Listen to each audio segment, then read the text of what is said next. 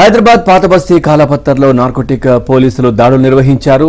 ఖాజా పహాడీలో ఓ ఇంట్లో ఓ సిగరెట్లు విక్రయిస్తున్న ముగ్గురు వ్యక్తులను అదుపులోకి తీసుకున్నారు. 55 డబ్బాల ఈ సిగరెట్లను సీజ్ చేశారు. ఈ ఛార్జింగ్ సిగరెట్లను 7000 సార్లు వాడొచ్చని పోలీసులు తెలిపారు. నిషేధిత ఈ సిగరెట్లు తాగి తర్వాత యువత మత్తు పదార్థాలకు అలవాటు పడుతున్నారు. ఇక నిషేధిత మత్తు పదార్థాలు విక్రయించిన వారిపై కఠిన చర్యలు తీసుకుంటామని పోలీసులు తెలిపారు.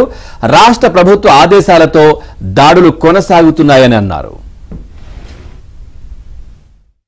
ఒక క్రెడిబుల్ ఇన్ఫర్మేషన్ మేరకు కాజాపాడి రోడ్ లో మహమ్మద్ జాఫర్ అనే వ్యక్తి ఈ సిగరెట్ అమ్ముతుందనే ఇన్ఫర్మేషన్ బేస్ చేసుకుని అతని ఇంటికి వచ్చి సెర్చ్ చేయగా మాతో పాటు సహకరించినటువంటి narcotic drugs anti narcotic drugs team మరియు లోకల్ పోలీస్ ఎస్ఐ సలీం ఇటు హౌస్ ను ఐడెంటిఫై చేసి వెరిఫై చేస్తే అతను ఈ సిగరెట్స్ సుమారు ఒక 55 డబ్బాల వరకు తెప్పించాం. ఈ సిగరెట్ కూడా ఛార్జింగ్ పెట్టుకొని ఇది ఈ సిగరెట్ ని 7,000 టైమ్స్ తాగడానికి అది యూస్ఫుల్ అవుతుంది.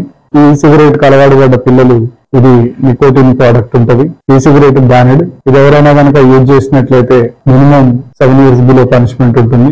మరియు ఎవరు ఈ ప్రోడక్ట్ ని తయారు చేయడం గానీ, నిల్వ చేయడం గానీ, అమ్మడం గానీ, ట్రాన్స్పోర్ట్ చేయడం గానీ ఇవన్నీ కూడా సెక్షన్ 4 ప్రకారంగా